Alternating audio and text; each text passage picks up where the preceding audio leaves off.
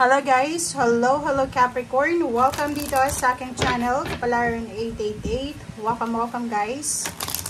Alamin natin Capricorn kung anong messages, vibration, gabay energy para sa lahat.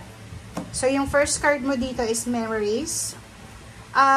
Since yung message natin na hahanapin ngayon is all about angel message, Archangel Michael, Gabriel, Raphael. But yung pinaka malakas ditong energy is from Archangel Michael. So, ang first card mo is all about memories. So, nakikita ko share dito na siguro yung iba sa inyo Capricorn, may mga pagsisisi kayo, 'di ba? Yung parang marami kayong mga inaalala sa past nyo na iniisip nyo na kung hindi lang nangyari. Marami kayong what if sa buhay, 'di ba? Napakaraming magagandang memories from the past na posibleng nakaka-alter siya sa nangyayari sa kasalukuyan. So, comment down below if you resonated kasi sinasabi dito na okay lang natin na isipin, alamin, ramdamin yung past natin or yung memories, but make sure na hindi tayo magdedwell doon sa past na yun. Okay? 4610, completion, diba? Sinasabi sir dito, Capricorn, na it's time for you to appreciate, to be grateful sa lahat ng nangyari sa iyo sa ngayon, or sa kasalukuyan, or sa nakaraan. Kasi lahat naman ng nangyari sa atin, may rason kung bakit nangyayari yun. So, dito, sinasabi sa iyo, be grateful, be thankful, lahat ng mga completion, lahat ng mga bagay na posibleng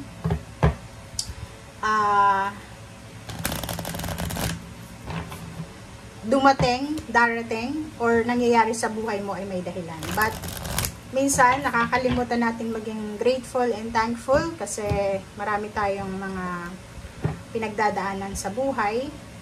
But, sinasabi sa'yo dito ng iyong mga spirit and guides, angels, na kailangan nating magpasalamat sa kung ano rin ang nangyari sa atin. Kasi, yun nga, lahat may dahilan. 'Di ba? Hindi naman lahat ng nangyayari sa buhay natin is malungkot, or hindi naman lahat mahirap.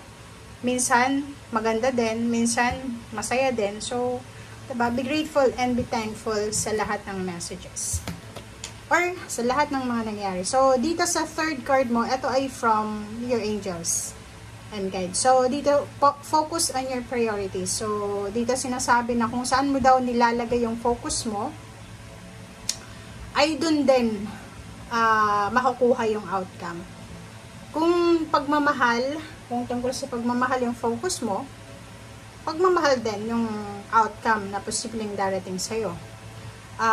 Dito sinasabi na kailangan mong i-let go lang lahat. Okay? Huwag kang masyadong nakafocus lang sa isang bagay kasi pwede kang mag-anxiety, depression, dahil sa sobrang expectations. Okay? So, dito sinasabi na kailangan natin na alamin yung priority natin sa buhay para wala tayong masayang. 'Di ba? Kasi minsan, sayang yung oras, sayang yung energy, sayang yung emotion, sayang yung panahon. Okay.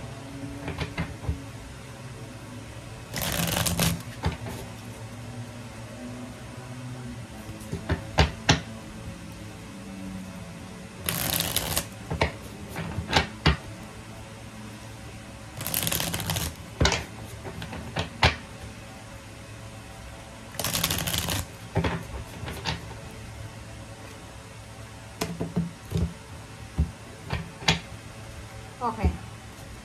First card natin is Two of Swords. Second card is Knight of Pentacles. Doon sa mga Capricorn na posibleng makatanggap kayo ng maraming offers, financial offers, it's either job, commission, projects, career advancement, career change, or anything na i-offer sa'yo na may kasamang pera. Pag-isipan mo muna. Okay?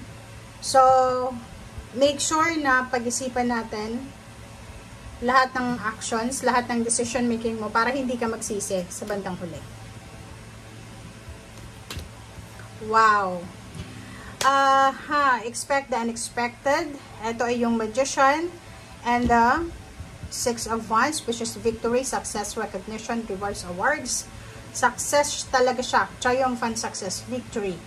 So, nakikita ko sa'yo dito, isang unexpected na pwedeng promotion, salary increase, unexpected, ano bang tawag dyan? Awards. Yun yung pwedeng matanggap mo. May awarding ceremony. May unexpected na parang celebration dahil sa isang posibleng sinacrifice mo na bagay ay posibleng mapapasayo na. So, dito nakikita ko na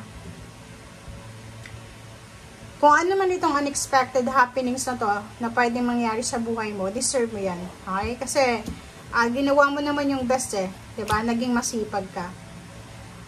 Ang kailangan mo lang na gawin simula ngayon is mag-iingat ka sa pag-share ng resources mo, ng energy mo, or parang eto, being generous to. Okay? So, yung mga Capricorn dyan na sobrang generous na masyado nang nakakalimutan nila na yung sarili nila, diba? Kasi parang sinasabi dyan na sa sobrang mapagbigay mo, posibleng hindi mo na nagagawa kung ano talaga yung para sa'yo. Yung parang marami kang nasasacrifice kasi bigay ka ng bigay.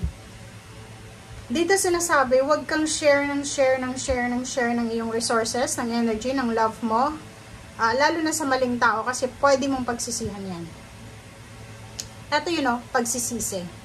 So, dito sinasabi na marami kang mapagtatagumpayan, maraming success na darating sa'yo. So, expect mo na yan na marami ding mga tao yung lalapit sa'yo, makikipag-celebrate ng success mo. But be careful sa mga vampires, energy vampires, emotional vampires na pwedeng pumasok sa buhay mo dahil pwede nilang ubusin lahat ng meron ka. And pwedeng magsisi ka sa bandang huli. So, be careful lang. Okay. Doon sa mga unemployed or doon sa mga posibleng naghahanap ng trabaho or siguro yung trabaho mo hindi masyadong stable, secured, huwag kang masyadong mag-alala. Kasi pwedeng may iba ditong Aquarius na hindi makatulog sa gabi, isip sila ng isip, and namumroblema sila. And dito sinasabi sa'yo na huwag kang masyadong mag-alala, huwag kang masyadong mag-isip. Okay? Kasi may financial new beginnings, financial offers, financial new beginnings, pera, tangible things, financial things, na posibleng darating sa'yo or magbubukas sa'yo na opportunities or possibilities. Okay? Kasi kung ikaw to, na gusto mo nang madaliin eh, di ba? Parang, sana matapos na yung taong ito, sana makapagtapos ka na ng pag-aaral, sana makapirma ka na ng kontrata, yung parang ganun, medyo nape-pressured ka na dito. So, thank you guys for watching and see you again. Bye!